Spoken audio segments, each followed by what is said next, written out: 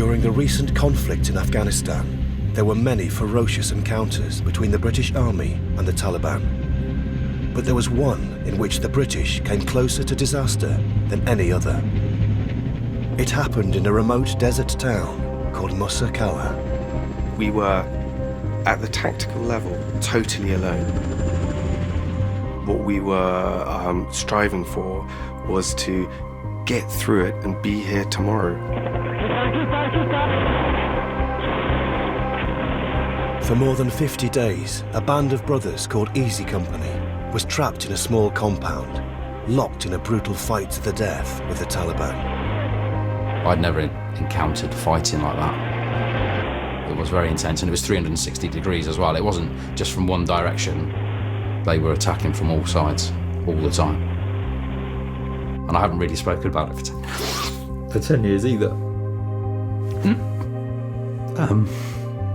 Yeah, it's very intense. Yeah, straight west, sir. Straight east. Fuck, I've lost him. If the Taliban broke into the compound, there would be a massacre. I always thought, well, I've got the bullet with my name on it, but I'm going to fire it if I have to, at myself, if it comes down to that situation. You're not dealing with a conventional enemy. This is the untold story of a desperate last stand. It's been called Britain's Alamo, and it's a story the Ministry of Defence would rather forget. But now, 10 years on, the men of Easy Company want the truth to be heard. I think about it all the time. The memories that I have from there, they'll stay with me for the rest of my life. And the deeds that we done there, they should never be forgotten.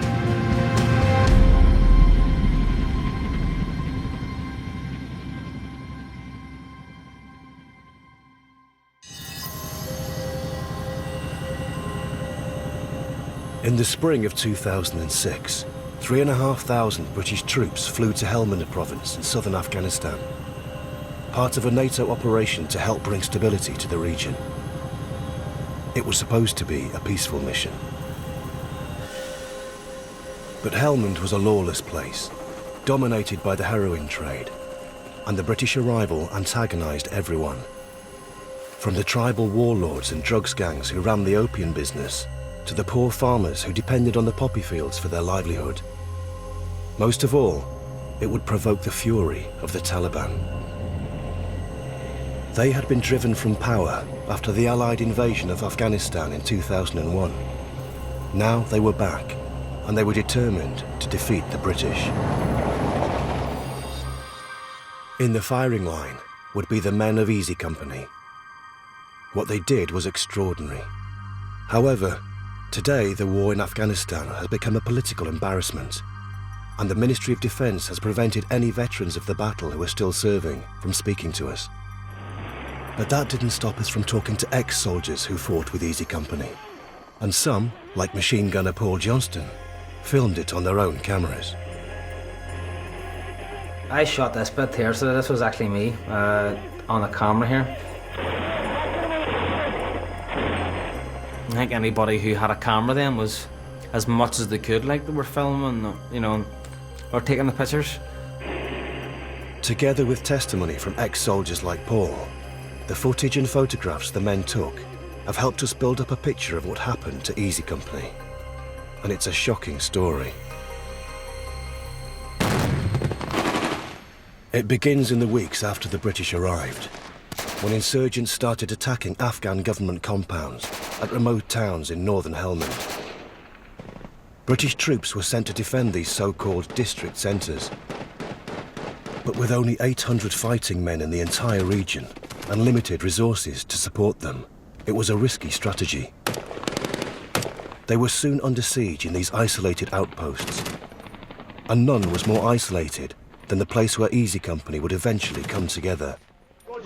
Musa Qala. Now, the firing point is a building with a blue top and a white. Oh. Here, in early August 2006, a platoon of 33 Royal Irish soldiers and a unit of 120 Danish troops had become trapped within the district centre as several hundred insurgents attempted to take it.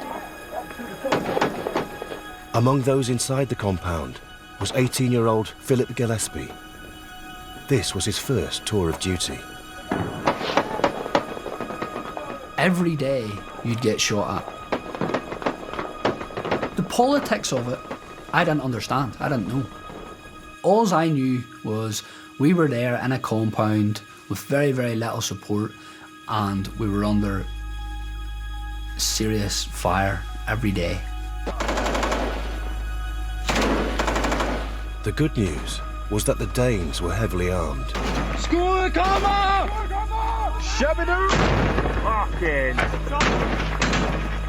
The bad news was that they were about to leave, to go on another mission.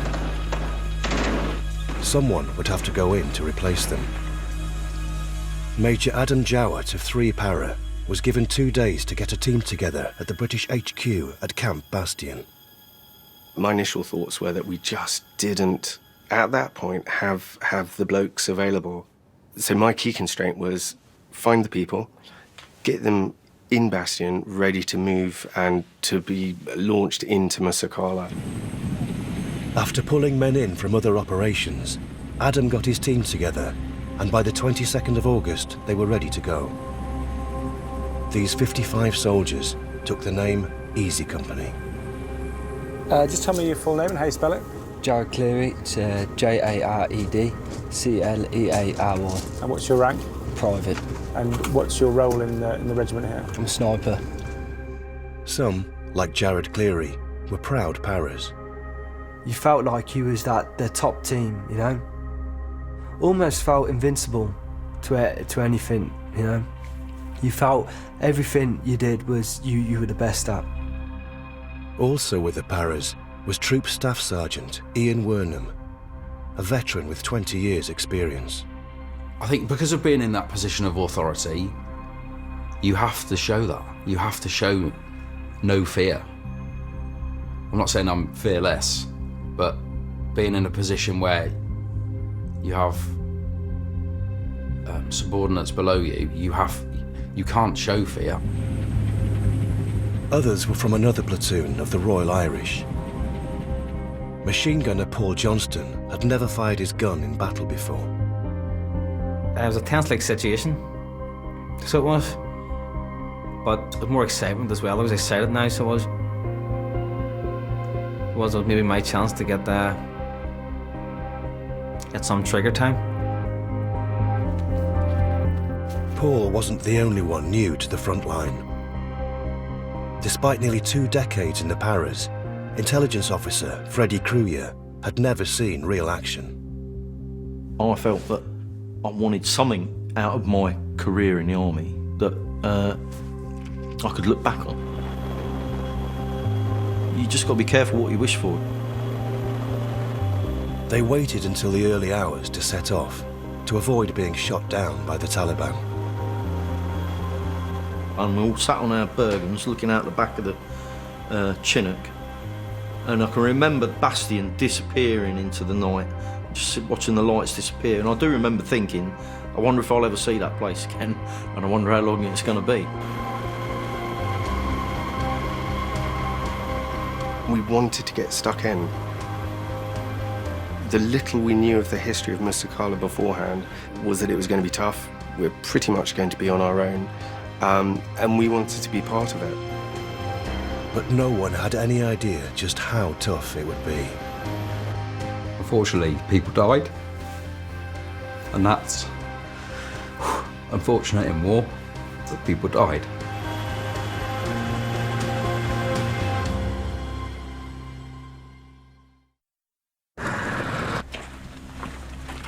In the early hours of the 23rd of August 2006, Major Adam Jowett led Easy Company to the district centre at Musa Qala.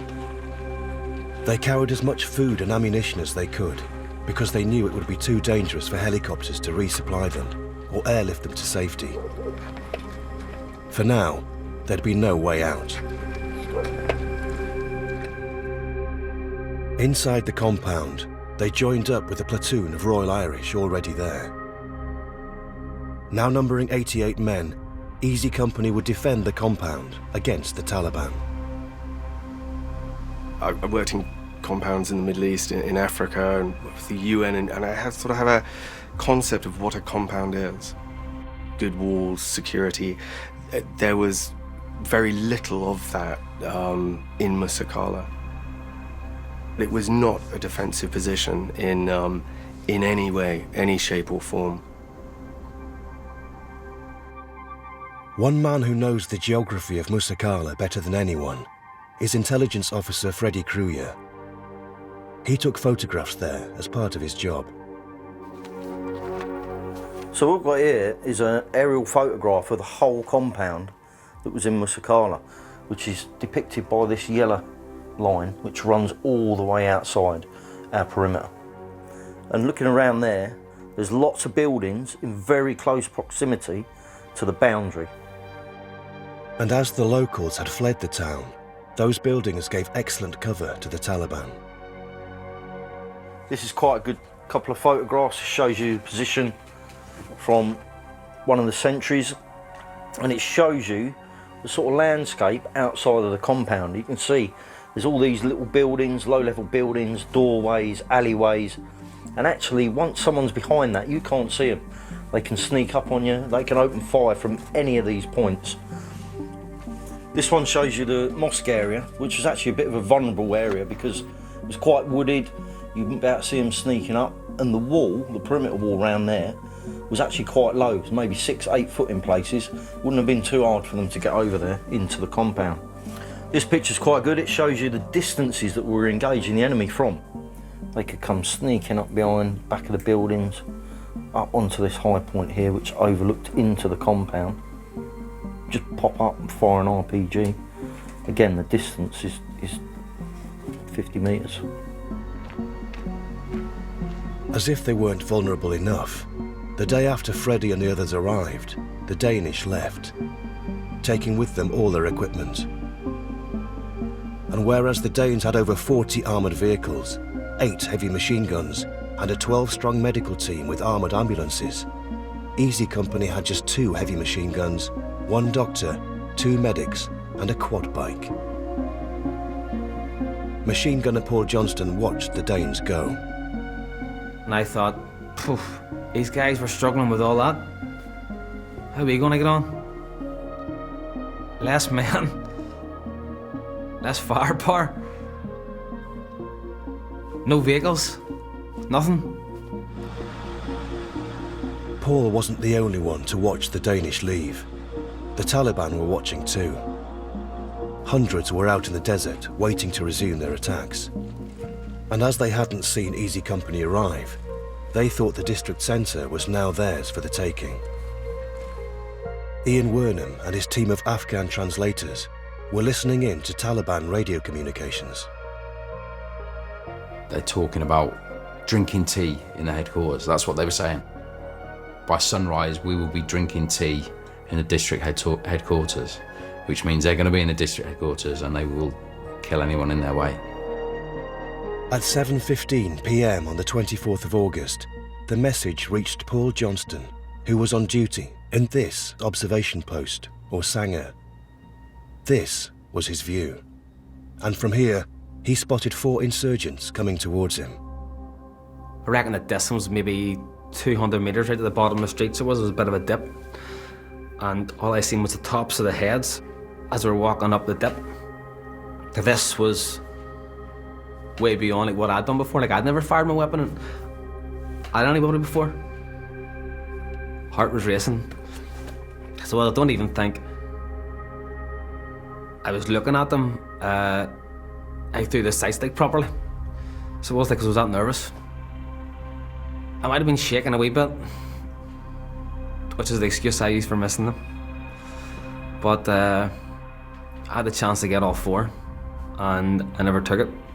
And I promised myself I'd never let it happen again. Paul had hit one of the insurgents. An airstrike targeted the others. The Taliban plan to drink tea in the compound was postponed, but only temporarily. 2 days later, they returned en masse, armed with machine guns and rocket-propelled grenades. This time, they were determined to take the compound in an all-out attack. Right, Joe, go fucking get him. Joe, get him. Yeah, I'm right west, sir. Southeast, the fuck, I've lost him. It was surprising in its ferocity, and I think the scale, the volume of the insurgents, who were very well coordinated. No, let's go, guys, let's go. Yeah, get me out. We're getting the fuckers. I'd never encountered fighting like that. It was very intense, and it was 360 degrees as well. It wasn't just from one direction. It was 360 degrees. They were attacking from all sides, all the time. Who's not talking?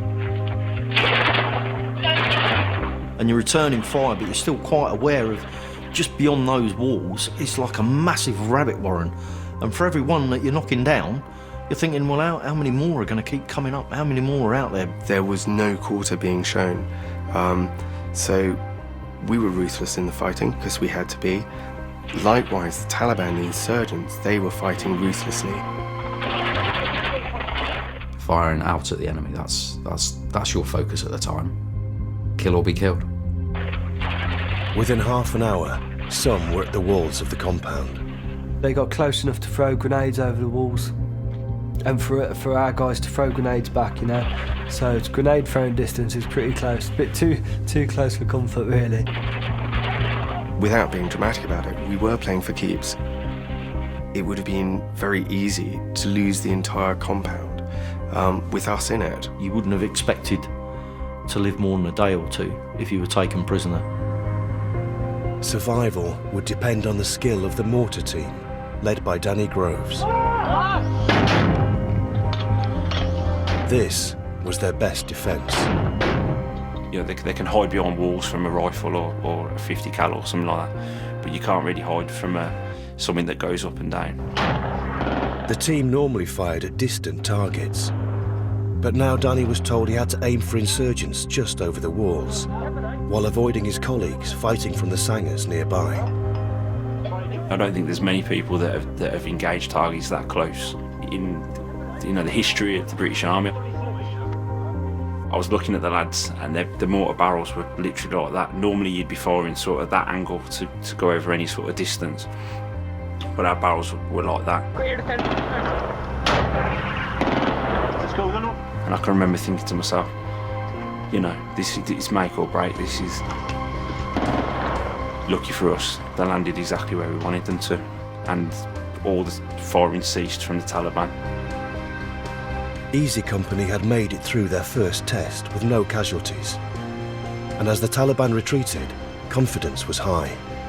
I thought, if that is your let's be drinking tea there in a few hours, if that's your big push, I'm sure we can counter whatever other big pushes you've got coming.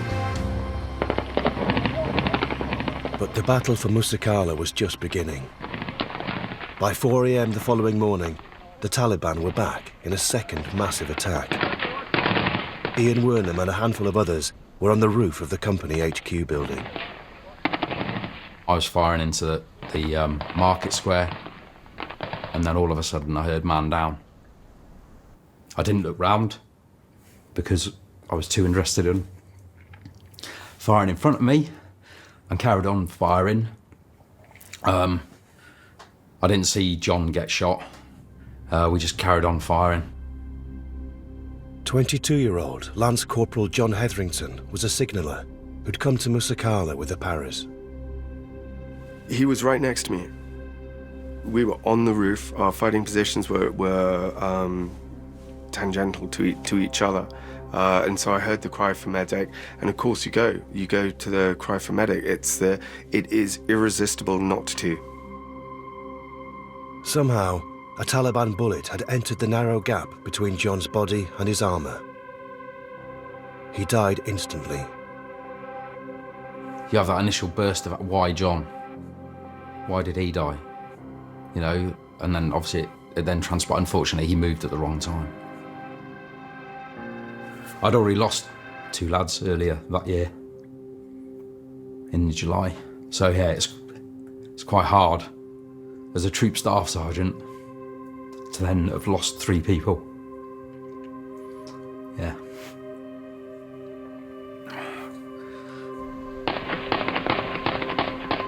As the fighting continued, Adam made sure John's body was passed to the medics. And it was strange. We knew that he was dead, but we knew that he was all right, if that makes sense. In that they would look after him, they would prepare his body, and I knew that we would get him out of Musa Qala just as soon as we could. And we just went straight back up and continued the fight up on the building. After that point, there was no doubt that we weren't going to be fighting with absolutely everything we had. But what Easy Company didn't know was that the Taliban were about to change their tactics, with devastating consequences.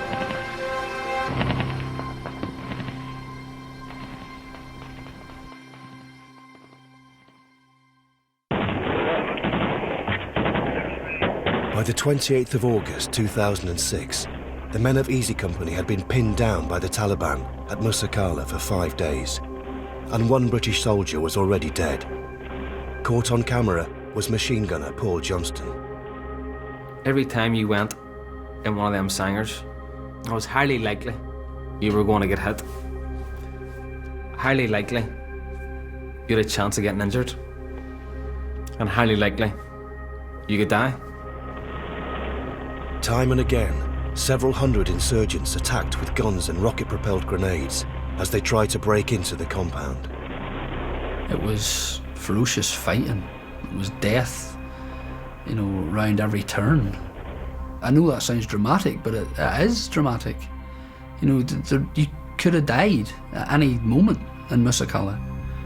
You have to get on with it. You can't stop and cower in a corner, because that's no good, is it? You know, I don't know. It's what's instilled in you as a paratrooper. You just take the fight to them. And in the first phase of the battle, when the Taliban's tactics were close-range, full frontal attacks, they were left open to counter-fire. We could literally see gun groups being established, and we would be identifying them, waiting for them to pop out, engaging them, shooting them, and we just kept shooting them off the gun. So we'd shoot the firer off the gun, shoot the guy who's feeding him the ammunition off the gun, and they'd be replaced. And they just kept doing that. But also, you know, sometimes guys felt bad about the killing. They felt, you know, bad about what they had just done. Further Taliban casualties were inflicted from the air, with precision bombs and machine gun blasts landing just yards outside.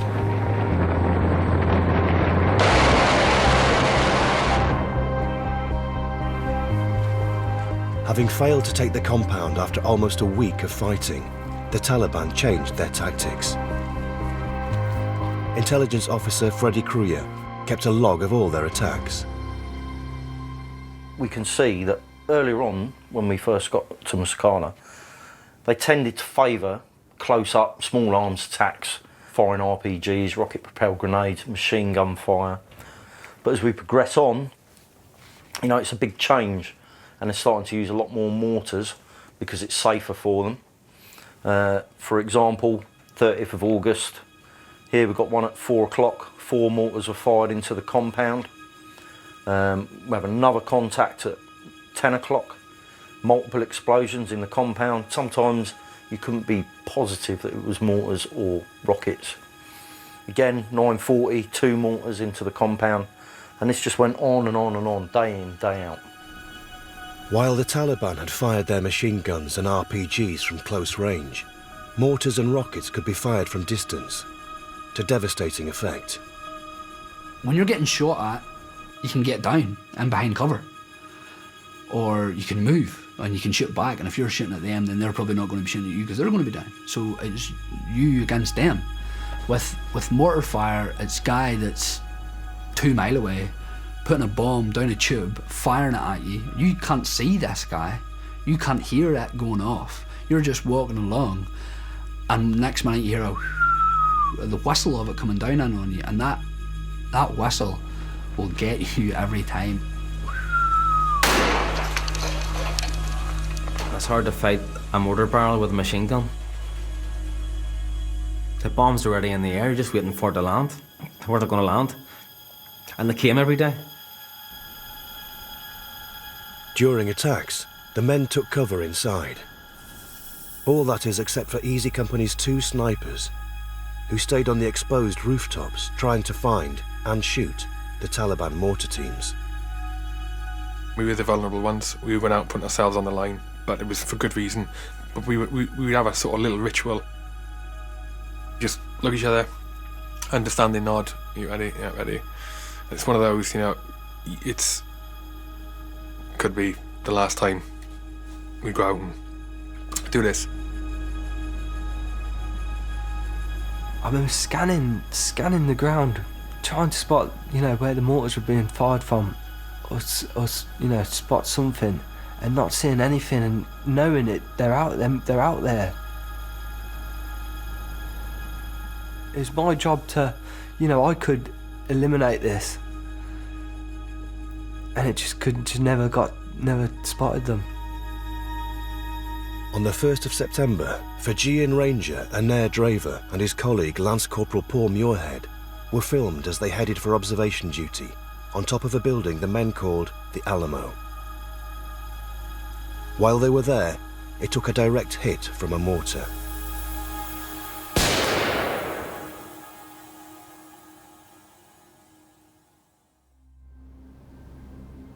Snipers Hugh and Jared were the first on the scene. And we went up through the trapdoor and looked over, and straight away by the opening was Draver. Draver was lying there, pool of blood, and he was in a bad state. The mortar had obviously hit. There was rubble around, and he was breathing his last breaths. His head was quite badly injured. And we started tending to him. And I remember putting a tourniquet on him, on his arm, and turning and thinking, is that enough? But he had a nasty bleed from his elbow, and I just kept turning and turning.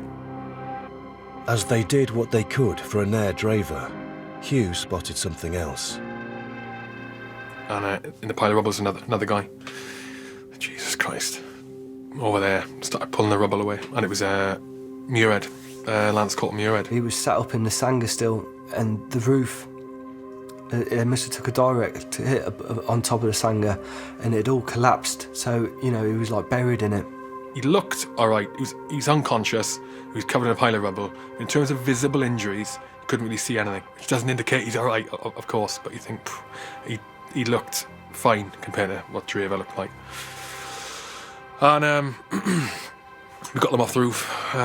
We helped the medics get them off the roof, carried them down, and we got them into the med centre. Despite everyone's best efforts, Anair Draver died from his injuries. But there was still hope for Paul Muirhead. I had a cotton wool, a little pot of the antiseptic. I was dipping it in, wiping each wound. It got to his hands, and the cotton wool on his fingernails, all his fingernails were jagged and ripped up, you know. And the cotton wool was catching on his fingernails and pulling from a cotton, you know. It's horrible, such a horrible, feeling. Paul needed to be evacuated, but it was hours before it was considered safe enough to land a helicopter. To the men, it was a stark reminder of just how isolated they were. The overriding sentiment was that, you know, whether we're dead or wounded, they wanted to know that they'd make it back. I remember being asked, you know, will I get back to Ireland? And it's like, of course you are. You know, I 100% guarantee you're going to get back. Meanwhile, Paul was airlifted from Camp Bastion to hospital in Oman. His mum, Violet, flew out to see him. Just wanted to be with him. Because I didn't want him on his own out there. I just thought, stupidly enough, I just thought he'd be frightened. And I just needed to be there. No matter what was going to happen, I just needed to be out with him. I just kept trying to believe he was going to be okay. He was strong and he was always determined, so he was. And I thought, if anything, that would get him through. In the days that followed, the Taliban mortar and rocket attacks reached new levels of intensity. And as more men were wounded, so others came close to breaking point. It come to a point, I honestly thought I was going to have a nervous breakdown. I swore I was going to get hit by a mortar bomb. I remember standing there, my legs were shaking. I could, uncontrollably really. It was just a constant bombardment. 5 days after he was hit by shrapnel on the roof of the Alamo, Paul Muirhead died from his injuries. I just didn't believe it at the time. I didn't want to leave him. It's just as if someone had just switched light out. And since then, it's just as if part of me is gone.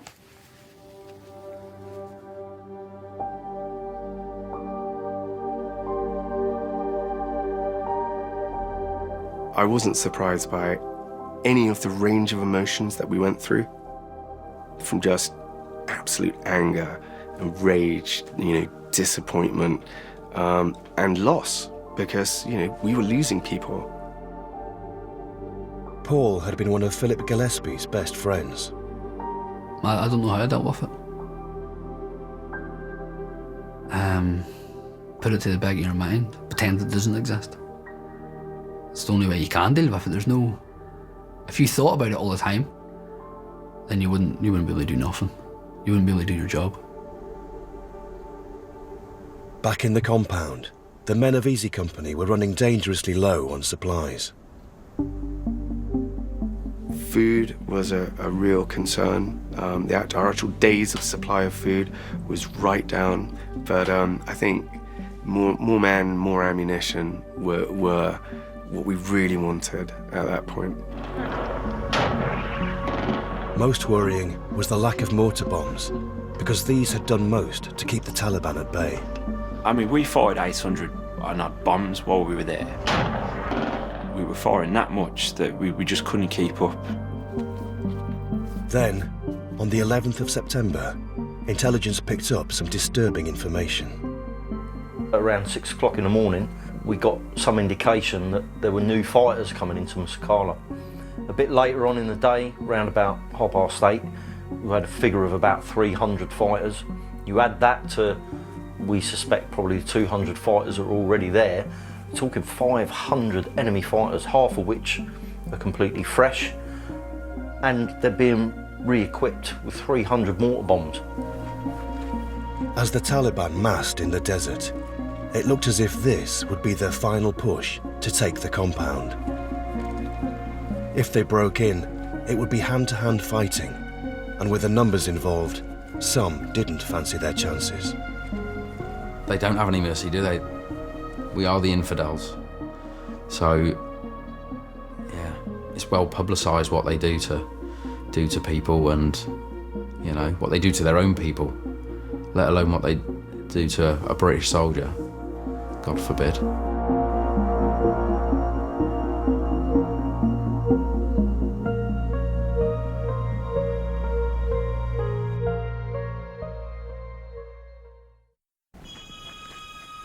By the 12th of September 2006, the men of Easy Company were preparing for over 500 Taliban fighters to attack the district centre at Musa Qala. And they knew what would happen if they broke in. We always said, if you get caught, you'd probably end up on YouTube having your head cut off or something like that. It was a real situation to be in. The possibility of getting caught, captured and executed was so real. I think everyone knew that too. I always thought, well, I've got the bullet with my name on it, but I'm going to fire it if I have to, at myself, if it comes down to that situation. You're not dealing with a conventional enemy. But what happened next took everyone by surprise. Instead of attacking, the Taliban melted away. Then came an extraordinary moment. Word came from the village elders that the Taliban wanted to talk, right out in the open, in the middle of town. The tribal elders, the people who lived in Musa Qala, had simply had enough. Their town had essentially been destroyed around them. There had been no pattern of life, no normal activity in Musa Qala for over 2 months. And they had enough influence, they had enough sway to get the Taliban to agree to come to this ceasefire. But at the same time, considering the ferociousness of the fighting that's happened in the preceding weeks, you think, well, how's someone just going to stop all of a sudden overnight? The suspense of not knowing what was going to happen, because you can't trust them. You know, I mean, you know, they're only as good as their word. On the 13th of September, Major Adam Jowett left the compound to meet the enemy face to face, not knowing if it was a trap. But I'm not stupid, so I had a weighted gun group overlooking where I would meet, and I met at the bottom of the needle in the middle of Musa Qala. I could see who the elders were. I engaged with them. They introduced me to the Taliban, and we sort of thrashed it out in the middle of town with a growing crowd around us. It was an uneasy truce, but in the days that followed, life slowly returned to Musa Qala. Easy Company remained in the compound for another month. It was October when the men were finally told they were pulling out. However, the danger wasn't over yet. When we were first kind of told about this plan that we were going to be evacuated or extracted, I think, oh, brilliant. One of the helicopters coming. Oh, there's no helicopters. Oh, there's a convoy coming to get us. No, there's no convoy. What is it? The Taliban are going to bring us some jingly trucks and they're going to take us out in them. Oh, nah, you're having a laugh. Sagi, any last words before you leave Musa Qala? One more hours, extract from Musa Qala and a jingly truck. The elders had agreed to provide an escorted convoy of cattle wagons, known as jingly trucks, to take Easy Company into the desert, where 2 Chinooks would be waiting for them. But the men had no idea who the truck drivers or their escorts really were. Any last words, Sham? No. Smell for the fucking video camera? Some were convinced it was a trap. I mean, it's the first time we've been outside the walls, and you're looking down this street, and you think every single corner, every door, every window is an absolute perfect place to ambush a convoy of trucks. I thought, this is an ambush. The Taliban have orchestrated this here. They're going to be on them buildings and they're just going to cleanse all of us in that in the back of the trucks. They're just going to fire down from the top of us. It'd have been so easy for them to do it. There's no cover. You're in the back of a cow truck. Then no cover. A bullet magnet. And all of us had the weapons over the side. They're ready to go because you had to be.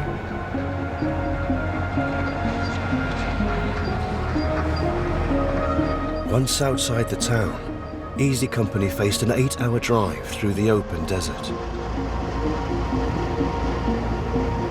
At the end of the day, they could, take us down a track that they've already laid explosives on, IEDs. At any time, they could have blown the lorries up at any time.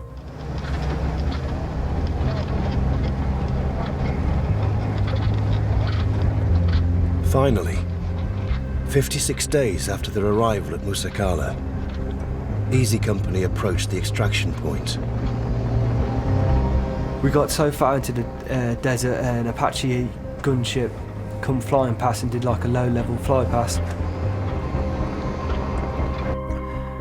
And that's it. As soon as I saw that Apache, I knew we were safe.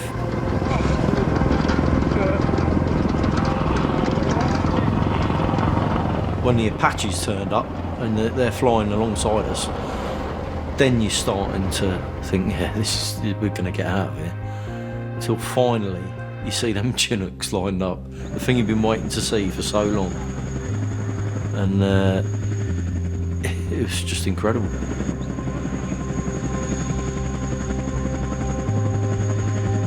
I could have cried when I saw the Chinooks. That is the longest journey of my life. Yeah, definitely. 8 hours, heart in your mouth, not knowing if you're going to make it out or not. And I'm sure everyone felt like that. Everybody.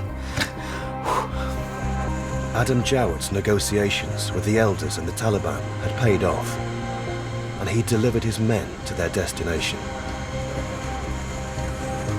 Now, Easy Company boarded the Chinooks that would take them to Camp Bastion and then home.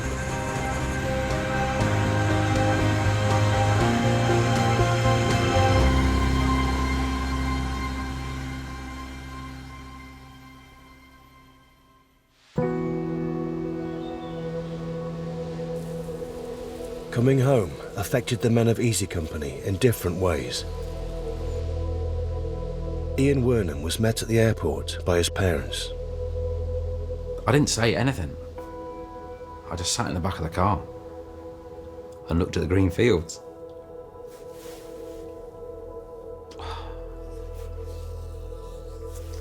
Yeah, the contrast between near death and then the green fields at home.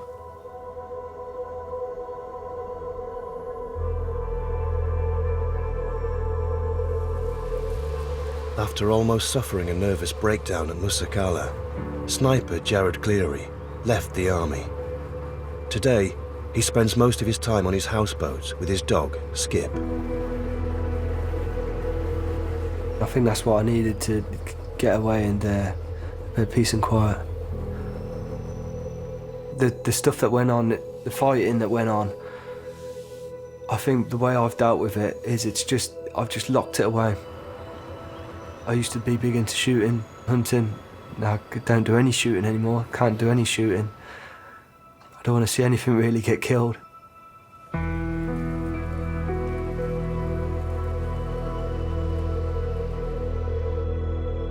In total, 12 British soldiers were wounded at Musa Qala. 3 men of Easy Company lost their lives. Today, Violet Muirhead keeps her home as a shrine to her son, Paul. This is one of the most special because it's Paul just before he went to Africa. And it's one of the last pictures took of him at home. People turn around and say that, oh, you get over it in time. Don't. It still is painful now, as it was 10 years ago.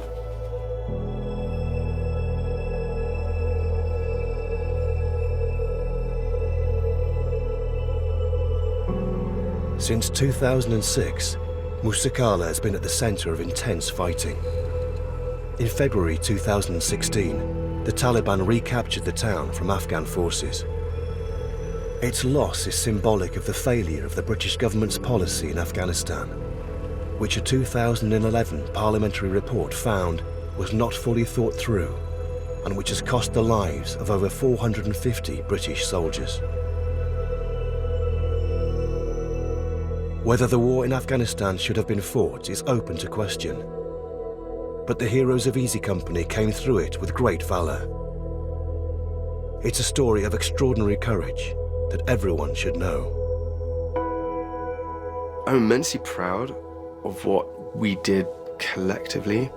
There were elements to it that were extraordinarily painful, and I've chatted at length with my team that were there, and collectively we wouldn't really have missed it. with everything, all the constraints we had, I'm really, really glad that it wasn't as bad as it could have been. When I look back, it was the best time and the worst time I've ever had in my life.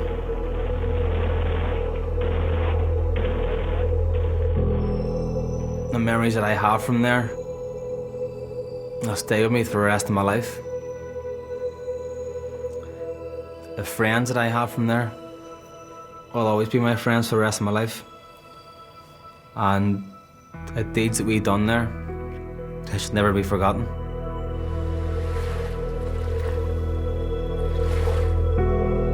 Now happily married, Ian Wernham is just starting to come to terms with the past.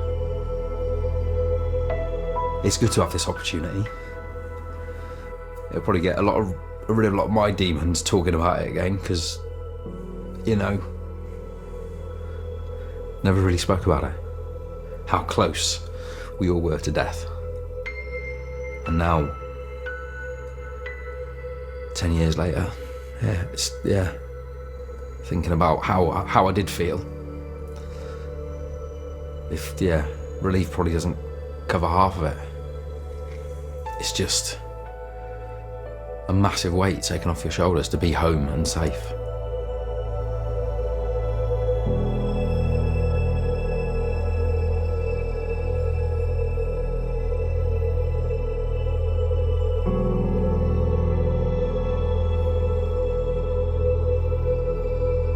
If you've been affected by anything you've seen in the programme, you can find support information available online. Head to channel4.com/support.